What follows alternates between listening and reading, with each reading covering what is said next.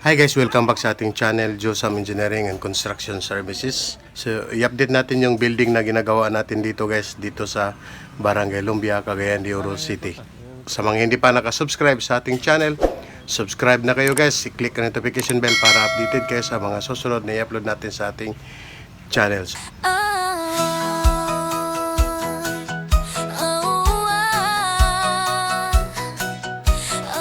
So, ito po yung ating foreman guys. Nagpa-file po siya ng hollow block. Medyo nabuboring daw siya, sabi niya.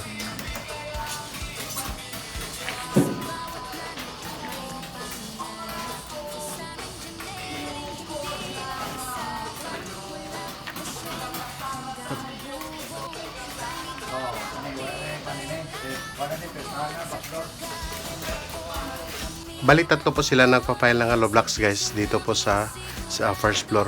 Pangatlo po si foreman.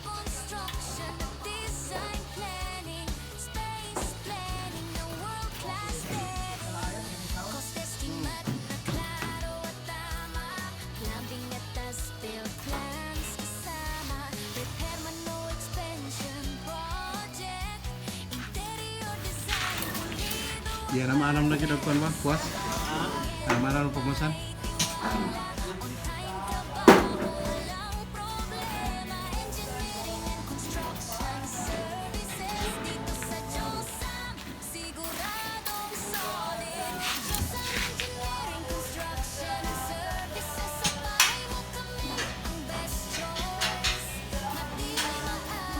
So dito naman sa taas guys, nag-start na silang magdugtong ng mga bakal para po sa kolom. So bali siyam na kolom yan guys.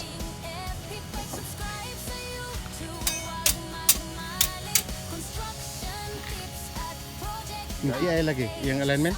Iki ay siapa yang dire? Ha? Nakuha na yung alignment.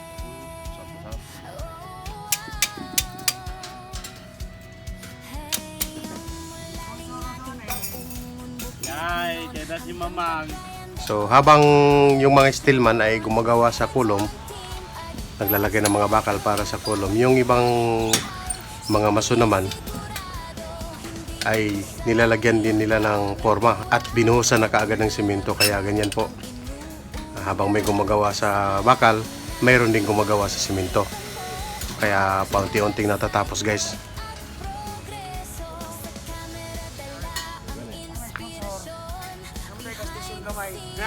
Ha? Gas station?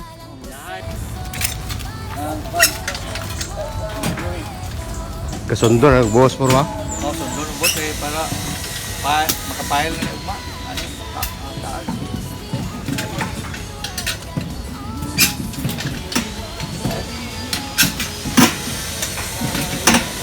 Ang kuha na rin, patong na ang beam ni si Baba, patong ra sa pile. Man dili naman din ko anda. Di man din rooftop na ang kuan, babaw. Nabal din ang plano. Ha? Dili na rooftop. Unsa naman na? Dili na ngani kuan ra kanang chassis na lang dito ato. Ato pro dito. Medyo ubos-ubos ginon to, yani ba? Right. Wait. Rapid ko. Rooftop man. Mana Gabriel to? Ha? Dapat trabaho ang Gabriel dito. Na ba? Panghimagas? Alaka, tagsara yung steps mo.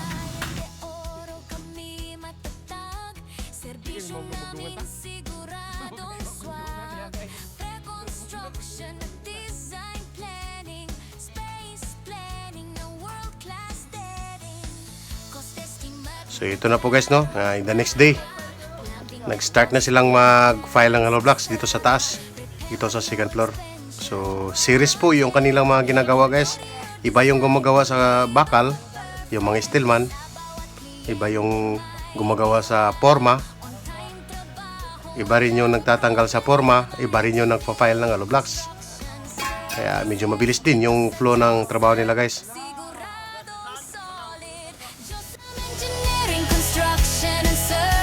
Sa bahay mo kami ang best choice. Matibay, maayos.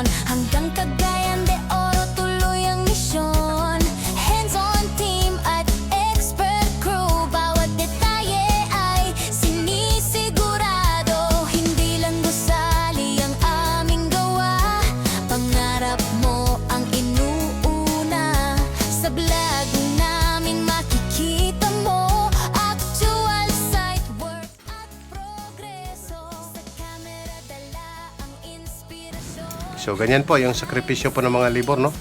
Inaakyat sa taas yung mga buhangin. So hindi naman ganun ka-rush din yung ginagawa ng mga labor na pag-aakyat ng mga buhangin kasi po konti lang naman po yung napapile ng hollow blocks kaya hindi ganun kabilis.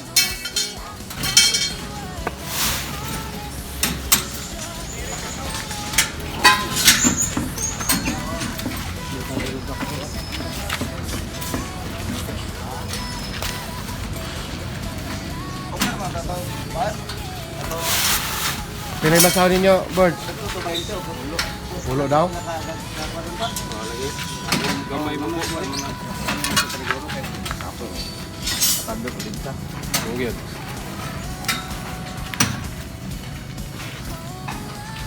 Sa ngayon po halos napaikutan na po ng hollow blocks yun pong second floor po natin. Bakasyon tani, bakasyon? Ay. Trabaho baka engineer ni ba nakita siguro. Kasi tanig patapos. Pat ka no, Apel Domingo.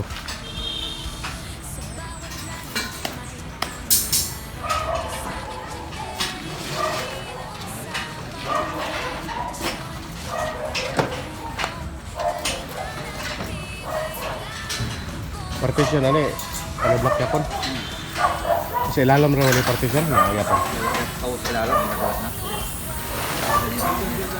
Komersyal mo ko to ba? Namo ko yung maabang duha yang gusto di. Kali ra pagbungkag sa partition. Pero isa na yung gusto, pwede naman ito sa metal paring division. Oh. At sa ngayon po nag-start na rin po silang maglagay ng beam, yung roof beam sa taas.